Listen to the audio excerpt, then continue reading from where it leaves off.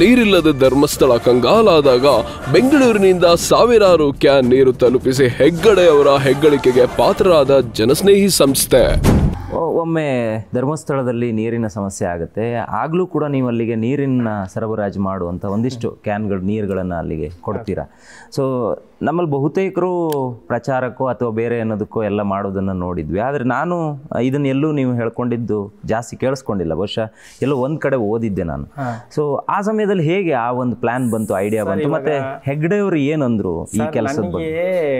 ಒಂದು ಕಡೆ ಅಲ್ಲಿಗೆ ನೀರು ಕೊಡೋ ಅಷ್ಟು ಅದೃಷ್ಟವಂತರ ಅಂತ ನನಗೊಂದು ಒಂದಿದು. ಈ ಶ್ರೀ ಕ್ಷೇತ್ರ ಧರ್ಮಸ್ಥಳ ಇಡೀ ಕರ್ನಾಟಕಕ್ಕೆ ನಂಬರ್ 1 ಕ್ಷೇತ್ರ ಸರ್. ನೀವು ಎಷ್ಟೇ ದೇವಸ್ಥಾನಕ್ಕೆ ಹೋಗಿ ನಿಮಗೆ ಭಿಕ್ಷಕರು ಸಿಗ್ತಾರೆ, ಭಿಕ್ಷೆ ಬೇಡವ್ರು ಸಿಗ್ತಾರೆ.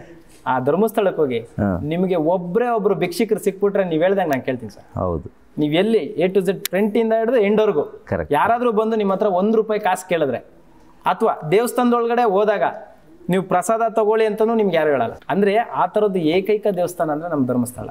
ಎಷ್ಟೇ ಲಕ್ಷಾಂತರ ಜನ ಹೋದ್ರು ಊಟ ಕೊಡುವಂತ ಸ್ಥಳ, ಅನ್ನ ಹಾಕುವಂತ ಸ್ಥಳ. ಸೊ ಆ ಸ್ಥಳದಲ್ಲಿ ನೀರಿಲ್ಲ ಅಂದಾಗ ಇಡೀ ಕರ್ನಾಟಕನೇ ಒಂದು ಅಂತ ಕೆಲ್ಸಕ್ಕೆ ಸಪೋರ್ಟ್ ಮಾಡಿತ್ತು. ಬಟ್ ಅವಾಗ ನಾನು ಏನೂ ಇಲ್ಲ ಸರ್, 0. ಬಟ್ ಆದ್ರೂ ಅಷ್ಟು ದೊಡ್ಡ ಯೋಚನೆ ಮಾಡಿದ್ದೆ.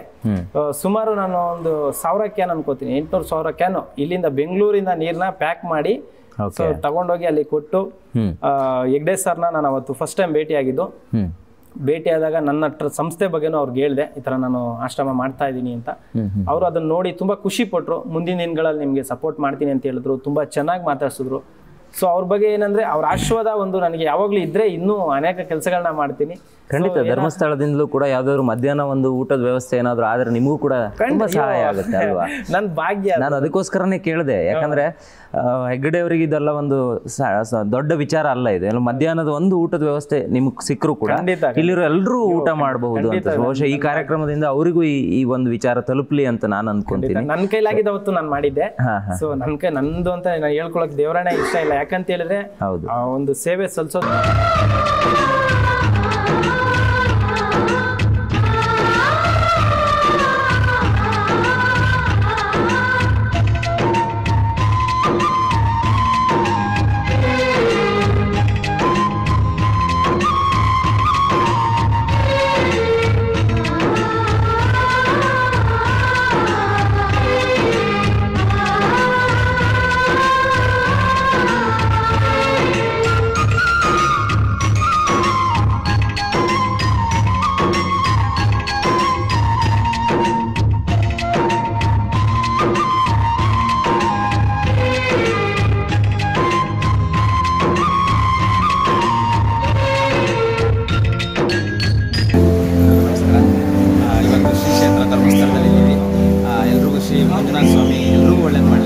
ಇವತ್ತು ಖುಷಿ ವಿಚಾರ ಏನಪ್ಪ ಅಂದರೆ ಶ್ರೀ ಕ್ಷೇತ್ರ ಧರ್ಮಸ್ಥಳದಲ್ಲಿ ಮಂಜುನಾಥ ದರ್ಶನ ತುಂಬ ಚೆನ್ನಾಗಾಯಿತು. ಹಾಗೆ ಹೆಗ್ಡೆ ಸ್ವಾಮಿಗಳನ್ನ ಭೇಟಿಯಾಗಿದ್ವಿ. ಅವರು ನಮಗೆ ಜನಸ್ನೇಹಿ ಚಾರಿಟಬಲ್ ಟ್ರಸ್ಟ್ ಒಳ್ಳೆ ಮಟ್ಟಕ್ಕೆ ಬೆಳೀಲಿ ಅನ್ನೋ ರೀತಿಯಲ್ಲಿ ನಮಗೆ ಆಶೀರ್ವಾದ ಮಾಡಿದ್ದಾರೆ.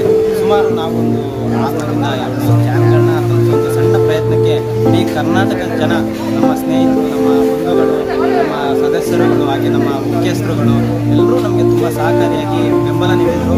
ಸುಮಾರು ಇವತ್ತು ಧರ್ಮಸ್ಥಳಕ್ಕೆ